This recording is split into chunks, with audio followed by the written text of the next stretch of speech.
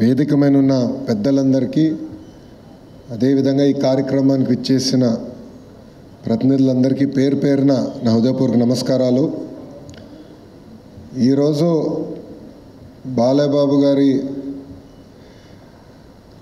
అల్లుడుగానో లేదంటే ఆంధ్ర రాష్ట్ర మంత్రిగానో ఏ పాత్ర ఈరోజు నేను వహించాలో నాకు అర్థమని పరిస్థితి. వాస్తవంగా చూస్తే ఒక చరిత్ర రాయాలన్నా అది మళ్ళీ తిరిగి రాయాలన్నా అది కేవలం ఒక బాలయ్యబాబు గారితోనే సాధ్యం. మీ అందరికీ ఆయన బాలయ్యబాబు నా ఒక్కడికే ముద్దల మామయ్య.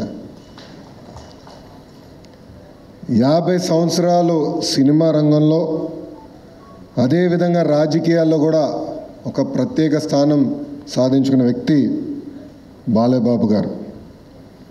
ఒకసారి చూస్తే ఒక మాస్ మహారాజా అన్న పదాన్ని తిరిగి రాసిన వ్యక్తి మన బాలయ్యబాబు గారు. హీరోస్ అందరికీ ఫ్యాన్స్ ఉంటారు, కానీ మన మాస్ మహారాజాకి మటుకు డైహార్డ్ ఫ్యాన్స్ అనేవారు ఉంటారు. ఆయన ఒక్కసారి ఆయన చరిత్ర చూస్తే 1974లో తాతమ్మ కళ సినిమాలో ఆయన టాలీవుడ్కి వచ్చి ఇప్పుడు ఏకంగా అఖండ 2 వరకు కూడా ఒక ప్రత్యేక స్థానం ఆయన సాధించుకున్నారు. అందరికీ వయసు పెరుగుతుంది, కానీ బాలయ్యబాబు గారు మటుకు ఎప్పుడు ఒక యంగ్స్టర్గానే ఉంటారు. ఆయన సీక్రెట్ ఏంటో ఇప్పుడు కూడా నేను తెలుసుకోలేకపోతున్నా. ఆయనకున్నంత ఎనర్జీ మా తరంలో ఎవరికీ లేదు. 110 సినిమాలు, అంతేకాకుండా ఒక సినిమా 1000 రోజులు ఆడిందంటే అది కేవలం మన బాలయ్యబాబు గారికి ఆ బిరుదు తగ్గుతుంది. ఒకే జానర్ కాదు, మైథాలజీ కానీ, ఫోక్లోర్ కానివ్వండి, హిస్టారికల్ కానివ్వండి, devotional, socio fantasy, biopic, science fiction, ఏ పాత్ర వహించినా కూడా మన బాలయ్యబాబు గారు దానికి జస్టిస్ చేస్తాం జరిగింది. మనం ఒక్కసారి చూస్తే గౌతమిపుత్ర శాతకర్ణిలో మీసం మిలేస్తాం కానివ్వండి, లేదంటే ఒక సింహంలాగా అఖండాలో ఆయన గర్జిస్తాం కానివ్వండి, అది కేవలం ఒక బాలయ్యబాబు గారితోనే సాధ్యం. నా పాదయాత్రలో ఆయన డైలాగులు నేను చాలా వాడా. ఆ రోజు ఎందుకు వాడానంటే అక్కడ బాలయ్యబాబు గారు లేరు కనుక. కానీ ఈరోజు ఆయన ముందల ఆ డైలాగులు మళ్ళీ నేను వాడే పరిస్థితి ఉండదు.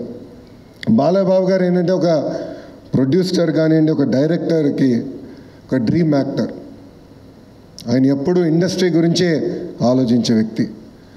కోవిడ్ వచ్చినప్పుడు కూడా ఏకంగా సినిమా రంగమే ఒక సంక్షోభంలో ఉంటే ఆయన స్టార్ట్ చేసిన సినిమా ఎన్ని ఇబ్బందులున్నా పూర్తి చేస్తాం కూడా ఆనాడు జరిగింది.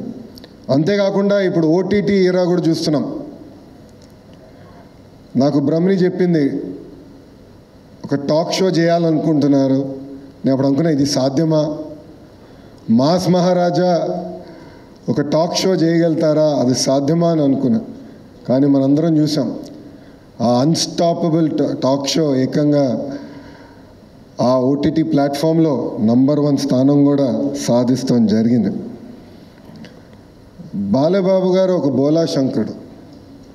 మనసులో ఏమున్నా ముఖమైన సూటిగా చెప్పే వ్యక్తి, ఎప్పుడు ఏమీ దాచుకోరు. అందుకే సినిమా ఇండస్ట్రీ మొత్తం ఆయనతో నిలబడుతుంది. బాలయ్యబాబు గారు జర్నీ చూస్తే ఒక స్ట్రైట్ లైన్ కాదు, అప్స్ ఉన్నాయి, డౌన్స్ ఉన్నాయి. కానీ ఆయన డౌన్ని ఎప్పుడు అప్ ఎట్లయితే ప్రవర్తిస్తారో అట్టనే తీసుకున్న వ్యక్తి మన బాలయ్య. 50 సంవత్సరాలు చాలా కష్టపడ్డారు. కొన్ని సంవత్సరాలు అయితే ఏకంగా 5 సినిమాల్లో కూడా యాక్ట్ చేసిన వ్యక్తి మన బాలయ్య. సో చరిత్ర రాయాలన్నా తిరిగి రాయాలన్నా కేవలం మన బాలయ్యబాబు గారితోనే సాధ్యం. అంతేకాకుండా ఆయనలో ఉన్న హ్యూమనిజం కూడా నేను చెప్పాల్సిన అవసరం ఉంది. బసవతారకం క్యాన్సర్ ఇన్స్టిట్యూట్ ద్వారా అనేక సేవలు అందించడంతో పాటు ప్రజలు ఎప్పుడు ఇబ్బంది ఉన్నా వాళ్ళకి అండగా నిలబడిన వ్యక్తి మన బాలయ్య. గతంలో వరదలు వచ్చిన సమయంలో అటు తెలంగాణ కానివ్వండి, ఆంధ్ర రాష్ట్రానికి 5 లక్షల రూపాయలు సీఎం సహాయ నిధికి ఆర్థిక సహాయం చేస్తాం కానివ్వండి, కోవిడ్ సమయంలో కూడా ఆనాడు 25 లక్షల రూపాయలు ఆయన అందిస్తాం కూడా ఆయనలో ఉన్న హ్యూమనిజం బయట పెడుతుంది. నిజంగానే ఇలాంటి వ్యక్తి సినిమా ఇండస్ట్రీలో లేరని నేను బలంగా భావిస్తున్నా. బాలేబాబు అనే వ్యక్తి ట్రూలీ అన్స్టాపబుల్. అందుకే ఈరోజు world book of records UK ఏకంగా 50 సంవత్సరాలు ఒక లీడ్ యాక్టర్గా యాక్ట్ చేసిన ఏకైక మన బాలయ్యకి అవార్డు ఇస్తాం. ఒక తెలుగు జాతికి, తెలుగు ఇండస్ట్రీకి గర్వకారణమని ఈ సభాముఖంగా మీ అందరికి తెలుపుకుంటూ, నాకు ఇంత అద్భుతమైన అవకాశం ఇచ్చిన ఆర్గనైజర్స్కి, నా ఒక్కడికే ముద్దల మావయ్యగా ఉన్న బాలబాబు గారికి నా హృదయపూర్వక ధన్యవాదాలు తెలుపుకుంటూ మీ అందరి దగ్గర నుంచి సెలవు తీసుకుంటున్నా. అందరికీ నమస్కారం. జై హింద్.